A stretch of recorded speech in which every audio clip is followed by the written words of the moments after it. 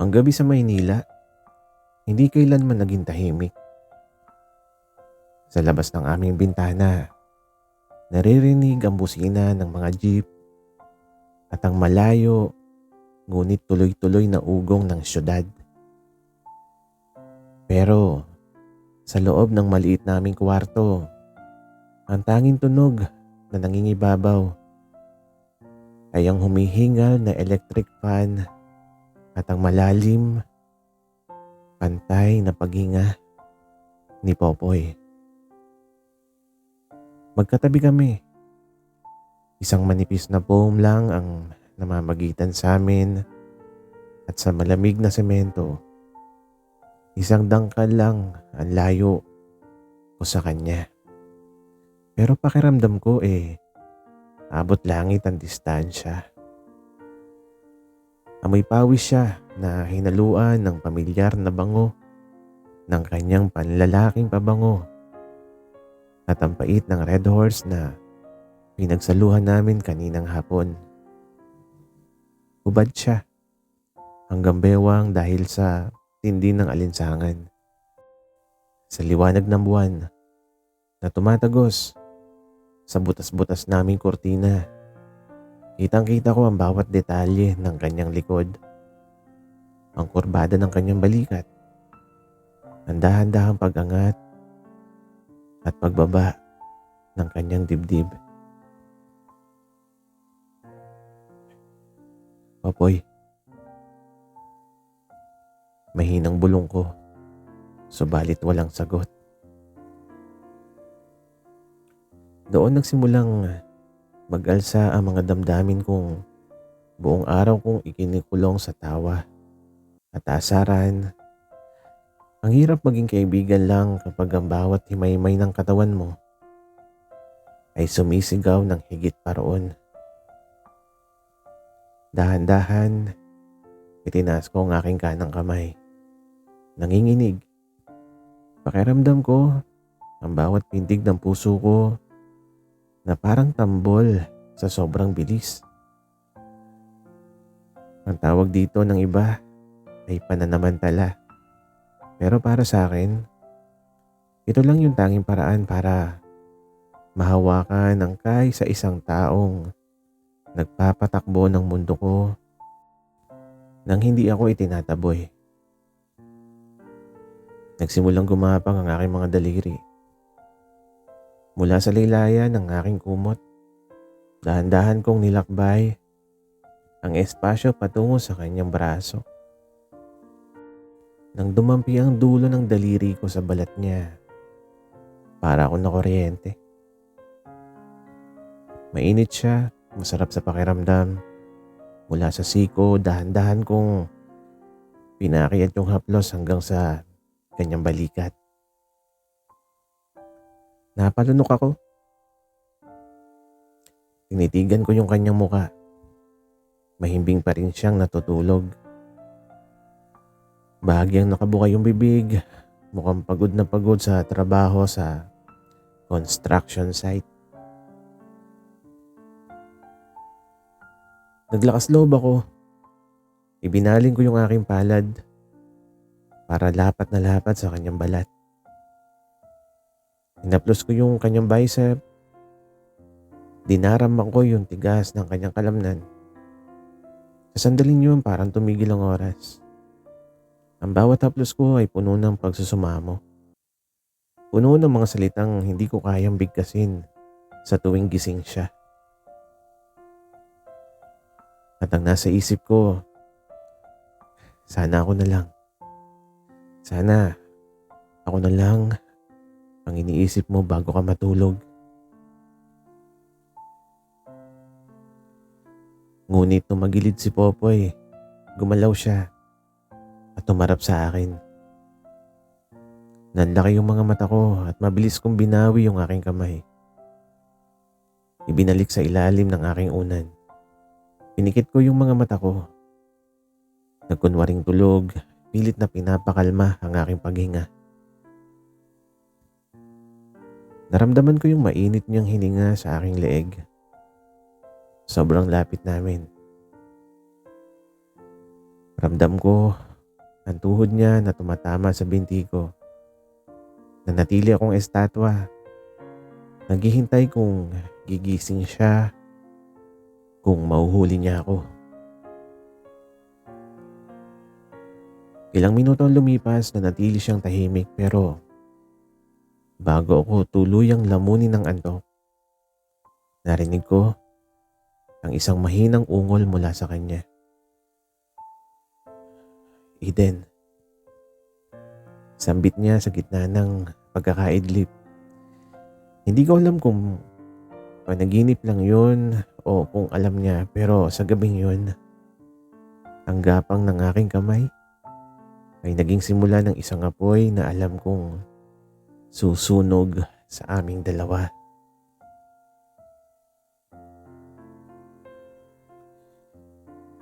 Hindi ako nakakatulog ng maayos pagkatapos ng gabing yun. Tuwing ipipikit ko ang aking mga mata, bumabalik ang pakiramdam ng mainit niyang balat sa aking mga daliri. Kinabukasan ng sikat ng araw na pumasok sa bintana ay tila isang investigador na naglantad ng aking kasalanan. Uy, Eden, tulala ka na naman dyan. Yung kape mo nilalanggam na. Bulyaw ni Popoy habang nagsusuot ng kanyang kupas na t-shirt. Tumingin ako sa kanya. Ang lalaking kasama ko sa bawat kalokohan mula pa nung teenager kami. Ang lalaking nagtanggol sa akin sa mga bully sa kanto. Ang lalaking walang kaalam-alam na ang matalik niyang kaibigan ay may pagnanasang hindi may paliwanag. Puyat lang. Pare, maraming iniisip sa opisina eh. Pagsisinungaling ko. Ininom ko yung kape kahit malamig na para lang maiwasan ang mapanuri niyang tingin. Masyado kang seryoso sa buhay. Maging katulad mo ko, chill lang. Sabi niya sabay tawa. Lumapit siya sa akin at bigla niyang inakbayan ng aking balikat. At ang sabi pa niya, "Oh, mamaya may konting tagay tayo kaya na Tiyoy. Friday naman eh." Ang akbay na yun, isang normal na kilos para sa magkaibigan, ay nagdulot ng pamilyar na kaba sa dibdib ko. Naamoy ko ang sabon sa kanyang leeg. Gusto kong isandal ang ulo ko sa balikat niya pero agad kong iwinaksi ang kaisipang yun. Sige, susunod ako. Sagot ko sa kanya. Dumating ang gabi at gaya ng inaasahan, puno ang bakuran ni na Tiyoy. Maingay, mausok at umaapaw ang alak. Habang lumalalim ang gabi, napansin ko ang pagbabago sa kilos ni Popoy. Nakikipagtawanan siya sa iba naming tropa. Pero paminsan-minsan, nararamdaman ko yung mga sulyap niya sa akin. Hindi ko alam kung guni-guni ko lang ba o sadyang tumatagal yung tingin niya tuwing hindi ako nakatingin. Nang malasing na ang karamihan, nagpasya kaming umuwi. Magkakabay kaming naglalakad sa madilim na eskinita. Ang aming mga hakbang ay hindi diretso. Ang bigat ng katawan niya ay nakasandal sa akin. Eden, tawag niya. Medyo gumaralgal yung boses dahil sa alak. Ano yun pare? Wika ko naman. Salamat kasi andiyan ka lagi. Hindi mo ko iniiwan kahit na, alam mo na, sakit ako sa ulo minsan. Huminto kami sa tapat ng pintuan ng aming apartment at sa ilalim ng andap-andap na ilaw sa labas. Tinignan niya ako ng diretso. Ang kanyang mga mata na dati puno ng biro ay may ibang lalim ngayon. May kakaibang tensyon na namamagitan sa aming dalawa. Isang katahimikang mas malakas pa sa sigaw. Wala yun, Poy. Alam mo namang mahalaga ka sa akin. Sabi ko sa kanya. Saglit siyang natigilan. Hinawakan niya yung braso ko. Ang mismong braso na ginamit ko sa paggapang sa kanya kagabi. Hinawakan niya ito ng mahigpit. Hindi masakit, pero mariin. Alam ko, Eden. Nararamdaman ko. Sabi niya bago niya binuksan ng pinto at pumasok sa loob. Naiwan ako nakatayo sa labas. Pigil ang hininga. Anong ibig niya sabihin? Alam ba niya yung ginawa ko kagabi? O sadyang lasing lang siya? Pumasok ako sa loob at dinatnan ko siyang nakahiga sa aming foam. Nakatalikod sa akin at nagubad na ako ng sapatos at humiga sa tabi niya. Sa gitna ng dilim, mas lalong naging matalas ang aking pangdama. Hindi siya natutulog, alam ko.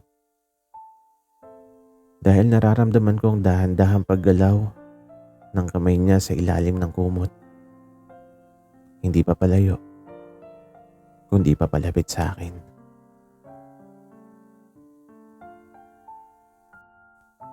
Ang paghinga ni Popoy ay hindi tulad ng dati. Mas mabilis ito, mas mababaw. Alam kong gising siya. At alam kong alam niyang gising din ako. At sa loob ng maliit at mainit na silid na yun, ang katahimikan ay tila isang buhay na nilalang na naghihintay ng susunod na galaw. Hindi na ako ang unang gumagalaw sa pagkakataong ito. Naramdaman ko ang gilid ng kanyang kamay na dumampi sa aking tagiliran. Hindi ito aksidente. Hindi ito ang galaw ng isang taong naghahanap ng komportableng pwesto sa pagtulog. Isa itong pagsubok. Isang silent invitation na nagpabilis ng tibok ng puso ko hanggang sa punto na parang sasabog yung dibdib ko. Dahan-dahan akong humarap sa kanya. Ang mga mata namin ay nagtagpo sa gitna ng dilim. Ang tanging liwanag ay ang asul na anino mula sa ilaw ng poste sa labas. Walang nagsasalita sa mundong ito ng mga tunay na lalaki. At kanto boy, ang mga ganitong damdamin ay walang salita. Kaya idinadaan na lang namin sa hipo.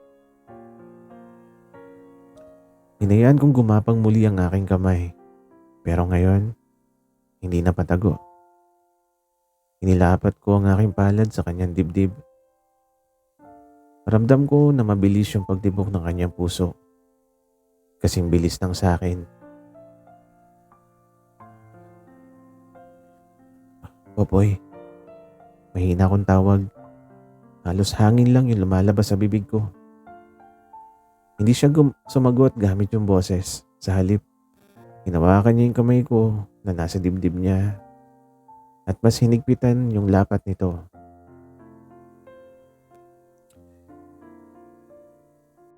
Inalalayan niya ang kamay ko paakyat sa kanyang leeg hanggang sa makarating sa kanyang panga. Ang magaspang niyang balbas ay dumikit sa malambot kong palad. Huminga siya ng malalim, isang buntong hininga na puno ng pagsuko. Bigla sa isang mabilis na galaw, hinila niya ako papalapit. Ang aming mga katawan ay nagdikit na ngayon na walang puwang, walang distansya. Ang init na nagmumula sa kanya ay parang apoy na tumutupok sa lahat ng takot ko. Mali ito, Eden.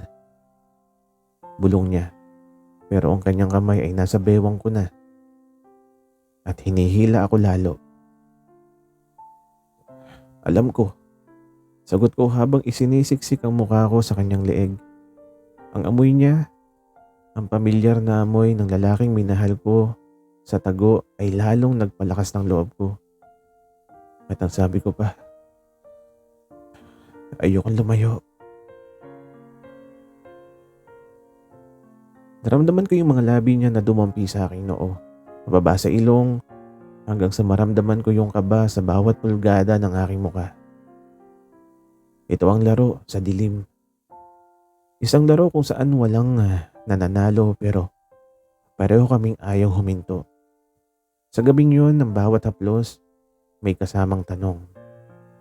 Hanggang kailan natin itatago ito?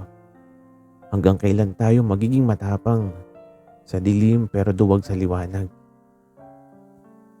Nang maramdaman ko ang kanyang mga binti na pumatong sa akin, alam kong wala nang balikan. Ang gapang ay hindi na lang isang lihim na gawain. Naging panata na to sa gitna ng gabi. Lumipas ang ilang araw na parang mga anino kami sa loob ng apartment. Kapag gising ang mundo, balik kami sa dati. Pare, tol, asaran tungkol sa basketball at kwentuhan tungkol sa trabaho. Pero kapag namatay ang ilaw, doon nagsisimula ang aming totoong buhay. Ngunit ang hirap ng ganitong setup, parang may nakabara sa lalamunan ko tuwing nakikita ko siyang tumatawa kasama ng iba.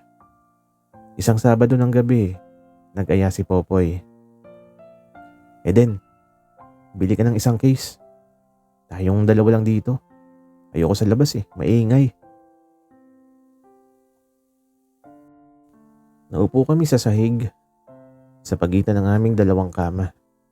Walang pulutan, puro malalamig na bote lang at ang usok ng sigarilyo na nagpapaasul sa paligid. Mabilis ang tagay. Gusto naming malunod sa alak para hindi na namin kailangang mag-isip. Nang nasa ikalimang bote na kami, binasag ni Popoy ang katahimikan. Eden, hanggang kailan? Tanong niya habang nakatitig sa baso niya. Ang kanyang mga mata ay mapula, hindi lang dahil sa alak, kundi dahil sa bigat ng dinadala niya. Ang alin? Maang-maangan ako kahit alam ko kung ano yung tinutukoy niya. Itong ginagawa natin sa gabi. Yung paggapang mo, yung pagtugon ko, yung mga haplos na hindi ko maamin sa sarili ko pero hinahanap-hanap ko. Uminom siya ng diretso na parang gustong sunugin ang lalamunan niya. Hindi ako bakla, Eden. Alam mo yan, marami akong naging babae. Sabi niya. At parang kutsilyong sumaksak sa puso ko yung bawat salita. Pero itinuloy niya. Pero bakit kapag ikaw yung humahawak sa akin, hindi ko magawang lumayo? Bakit ikaw lang yung gusto kong makatabi? Tumayo ko para sana kumuha pa ng alak pero hinawakan niya yung kamay ko, hinila niya ako pababa hanggang sa maglapat ang aming mga muka. Amoy na amoy ko matapang na amoy ng alak sa kanyang hininga. Sumagot ka, Eden. Mahal mo ba ako? Hindi na ako nakapag-isip. Ang lahat ng sakit, ang lahat ng selos at ang lahat ng taon na tinago ko, ang nararamdaman ko ay biglang sumabog. Oo, Popoy. Mahal kita. Higit pa sa kaibigan. Higit pa sa kapatid. Noon pa, pinapanood kita sa dilim. Ginagapang kita dahil doon lang ako may karapatang hawakan ka . Doon lang ako hindi natatakot na husgahan mo ako.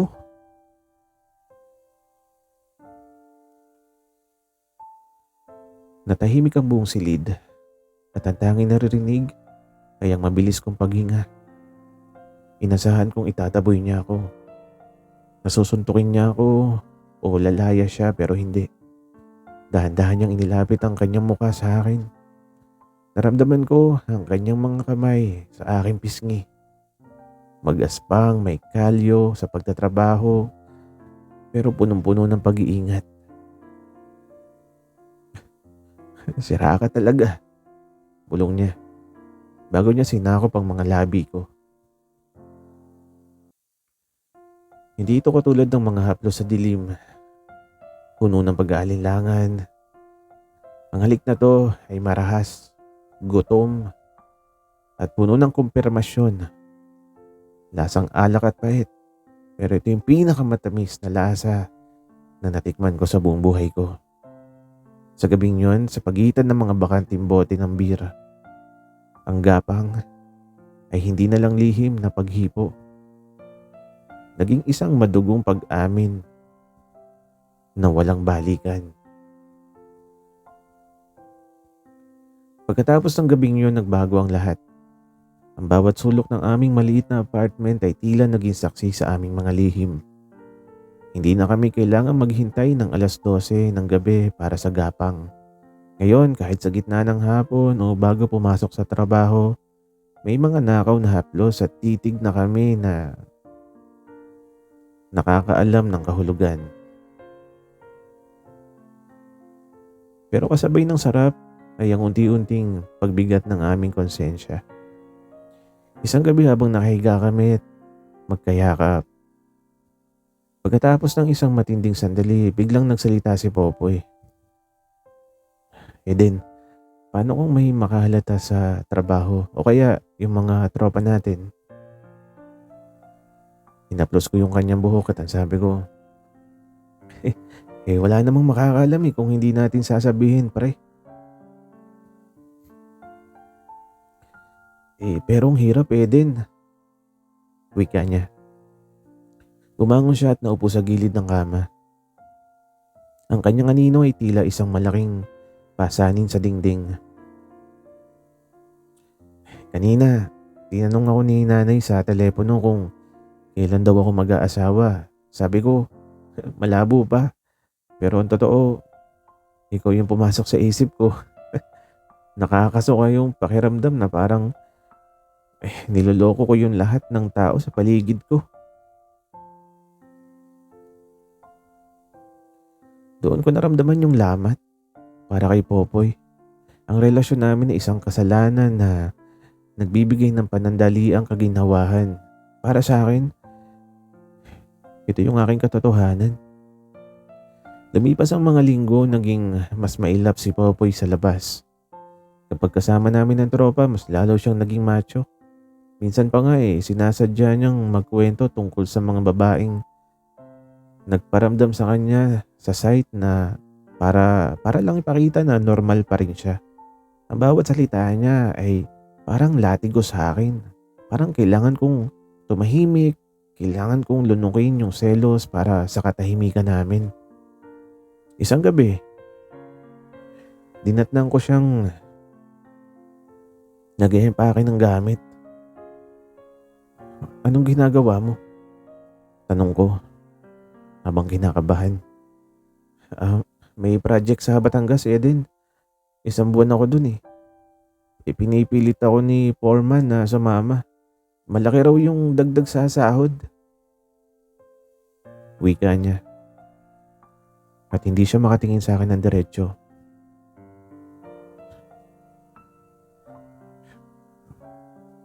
O sadyang gusto mo lang lumayo? Wika ko naman. Tumayo siya at hinarap ako. Namumula yung kanyang mga mata. At ang sabi niya, kailangan kong huminga. Eden, masyado na ako nalulunod dito. Mahal kita. Oo, pero hindi ko alam kung paano mabuhay nung ganito. Tuwing titingin ako sa salamin, hindi ko nakilala yung sarili ko. Nilapitan ko siya at niyakap ng mahigpit. Mula sa likod, naramdaman ko yung panginginig ng kanyang balikat. At ang sabi ko, hintayin kita, Poy. kahit gaano katagal. Umarap siya sa akin at hinaplos yung mukha ko. Isang huling halik ang pinagsaluhan namin sa gabing yun. Isang halik na hindi na lang puno ng pagnanasa, kundi puno na rin ng pamamaalam. Ang gapang na nagsimula sa pag-iingat ay nauwi na sa paglayas. Isang buwan, 30 araw na ang tanging kasama ko sa apartment ay ang alikabok at ang amoy ng kanyang pabango na unti-unti nang naglalaho sa aming unan. Ang bawat gabi ay naging parusa. Sinubukan kong abutin yung kabila ng foam pero tanging malamig na tela lang ang nararamdaman ko. Wala nang gapang, wala nang mainit na hininga sa aking leeg. Hanggang sa isang gabi, narinig ko ang pag-ikot ng susi sa pinto. Pumasok si Popoy. Mas maitim siya dahil sa sikat ng araw sa Batangas. Mas payat at may dalang isang bagong bag ng gamit. Hindi ako nakagalaw mula sa pagkakahiga. Nanatili kaming magkatitigan sa gitna ng pamilyar na dilim ng aming silid. Bumalik ka? Halos pabulong kong sabi. Bumalik ako. Sagot niya. Ibinaba niya yung kanyang bag at naupo sa tabi ko. Eden, marami akong naisip sa Batangas. Nung wala ka sa tabi ko, doon ko nalaman na mas nakakatakot pala yung mabuhay nung wala ka kaysa sa husga ng ibang tao. Wika niya. Hinawakan ko yung kanyang kamay. Ang mga kalyo niya mas lalong tumigas pero ang haplos niya ay nanatiling malambot para sa akin. Anong ibig mo sabihin, Poy? Wika ko. Huminga siya ng malalim. Ang uri ng hininga ng isang taong handa nang tumalon sa bangin. Ayoko na ng gapang, Eden. Ayoko na magtago sa dilim. Ayoko na magkunwaring tulog para lang mahawakan ka. Poy, alam mo, ang kapalit niyan, pamilya mo, trabaho mo. Alam ko, putol niya sa akin. Pero mas masakit yung pag-alis ko. Mas masakit yung isang buwan na kailangan kong itanggi sa sarili ko na ikaw lang yung hinahanap ko. Eden, maghanap tayo ng ibang matitiran. Yung malayo rito, yung walang nakakakilala sa atin kahit maliit lang basta hindi na natin kailangang magbulong sa gabi.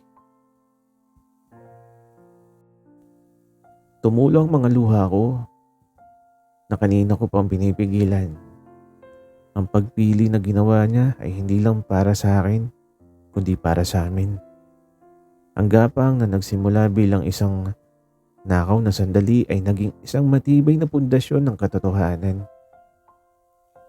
Hinila ko siya pababa. Sa pagkakataong to, hindi kami nagmadali. Walang takot na may makarinig. Walang pangamba na may makakita. Sa maliit na foam na yon kung saan nagsimula ang lahat ng aming pagnanakaw ng sandali. Doon din namin binuo ang aming bukas. Sa pagdating ng umaga habang ang sikat ng araw ay unti-unting lumalama sa aming bintana. Hindi na ako nagtago. Hinayaan kong tumama ang liwanag sa aming katawang magkayakap. Tapos na ang pagtatago. Wala na ang gapang dahil sa wakas, ang aming pag-ibig ay natutong lumakad sa liwanag. Masakit, mahirap, pero totoo. Sana'y nagustuhan nyo ang aming kwento. Maraming salamat sa inyong pakikinig.